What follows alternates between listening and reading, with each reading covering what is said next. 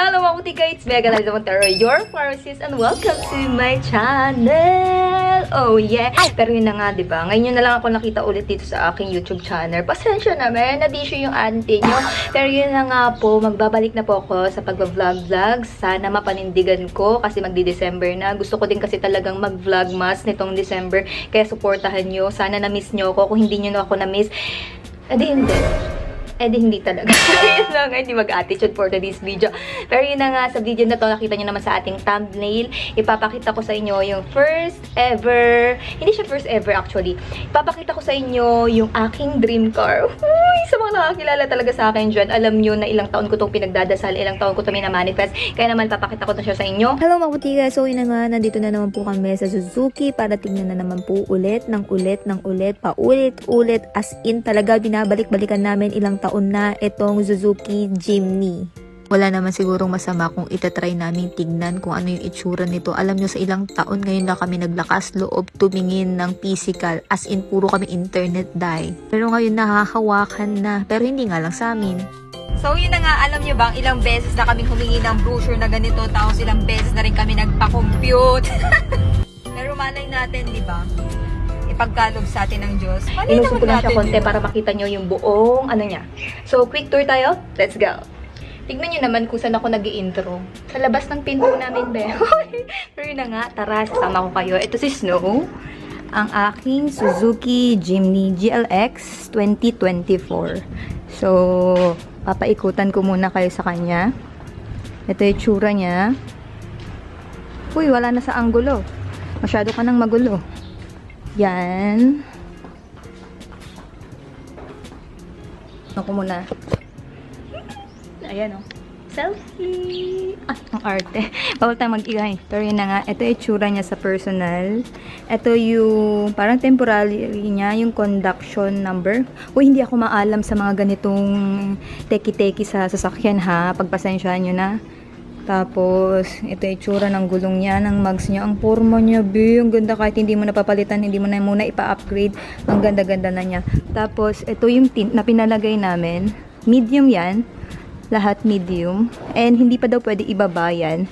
Kasi nga, kakalagay. After 7 days, dun pa lang pwedeng ibaba. So, ang Jimny kasi, 2-door lang siya. Kaya kung mapapansin nyo, isa dyan, isa sa kabila. Ito sa likod. Meron siyang spare tire. And hindi ko alam kung pwede ba siyang i-open. Oh, naka-open pala siya. So, ganyan siya. So, dito muna tayo. Makikita nyo, ito yung tsura sa loob. Yan. Yung pagka-Jimny niya, hindi nawawala yung old version or something. Tingnan nyo, jeep na jeep pa rin yung dating niya. Kasi nga, ayun yung trademark niya. Tapos, ayun yung wheel niya. Steering wheel. Tama ba yung sinasabi ko? Ganito yung tsura sa loob. Yan, may lalagyan dito. And, yan, patungan lang dito. Yan, patungan lang din dyan. Tapos, eto, wala nang anik-anik dito. Tapos, yung lalagyan niya banda dyan. Wala siyang armrest, ganyan. And, ito yung upuan niya. Ito din. Then, kapag papasok sa loob, ganito yung ginagawa. Wait lang. Wait lang. Makikita niyo ba ako? Wait lang ha. So, ganito. Pasensyahan nyo na ako.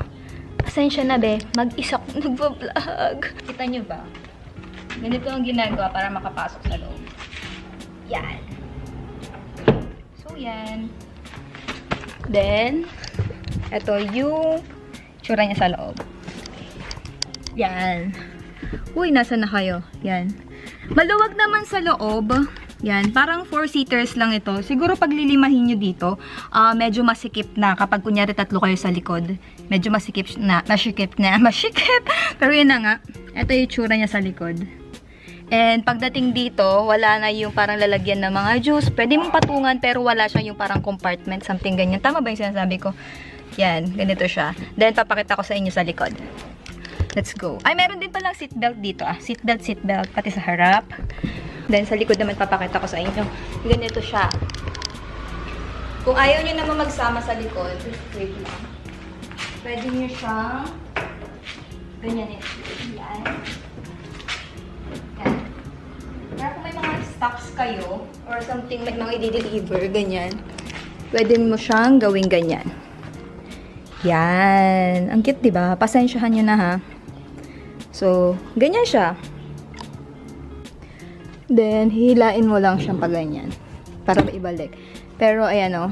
Kung gusto mong kanunin, yan. Hihilain lang naman to. Yan. So, yun na nga. Hindi pa ako expert sa pagdadrive. Yan. Itsura niya. Then, may lalabas na Suzuki. Hindi nakikita. Suzuki. Yan. Tapos, on natin. Diba? Ang smooth niya, vibes. Ang smooth niya. Ang smooth. Mas smooth pa sa face ka. Uy, tinutuwa. Natutuwa talaga ako. So, ito yung itsura ng Suzuki Jimny. Ang cute ni Snow! So, mamaya i-share ko sa inyo kung magkano nga ba yung SRP nito. Pwede bang cash? Pwede bang loan? Ano yung mga requirements? Kaya alis muna ako dito. Syempre, mainit. Sayang sa gas. Let's go! So, yun na nga po, nakuha ko po yung unit dito sa Suzuki Tarlac branch and yung agent ko is si Ma'am Hana Rico. Ilalagay ko na nasa description box yung kanyang details para kung mag-i-inquire kayo or something may tatanungin kayo, pwede nyo siyang i-contact. So, meron tayong dalawang ways para makapaglabas ng sasakyan. Pwede pong cash, pwede din pong loan. Kapag ika-cash nyo po, ang requirements lang is 2 valid IDs. Tapos, kapag loan naman po, depende po kung employed ka ba, self-employed, or something OFW. So, maglalaan ako dito ng space. Kapag employed kayo, ang kailangan po is 2 valid IDs, COEC, or Certificate of Employment with Compensation, and latest 3 months payslip. Kapag self-employed or something may business ka, ito naman po yung requirements.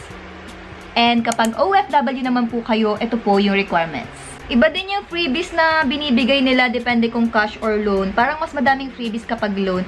Then, pag cash, ito po yung mga freebies. Free tint, mattings, early warning device, standard tools, leather booklet, 5 liters fuel. Yes, magbibigay sila ng slip dyan para makuha nyo yung free gasoline ninyo or something fuel ninyo. 3 years LTO, 3 years TPL. Then, kapag loan naman, ito po yung kanilang mga freebies. Pagdating naman sa loan, nasa sa inyo naman kung magpapatulong kayo sa agent kasi may mga kilalang bangko naman yung mga agent. Then, pwede din naman na kayo yung magpa-quote sa mga kanya-kanya ninyong bangko. For example, magda-down kayo ng kalahati, tapos yung kalahati gusto nyo siyang i-installment. So, ipapakode nyo siya sa bangko, pwedeng 3 years, pwede ding 5 years, depende sa kung anong kaya ng budget.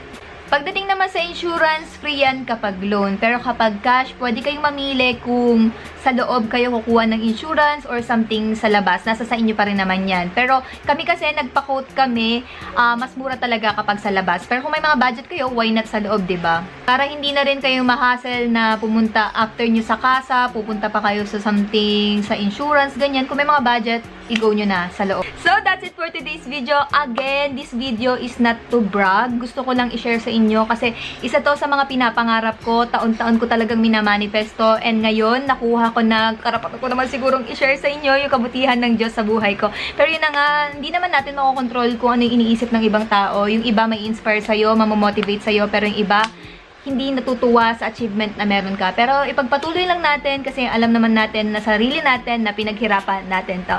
So, yun na, putika, kung may mga suggestion kayo na gustong ipakontent sa akin, mag-comment kayo sa baba. Don't forget to like, comment, and subscribe. Bye!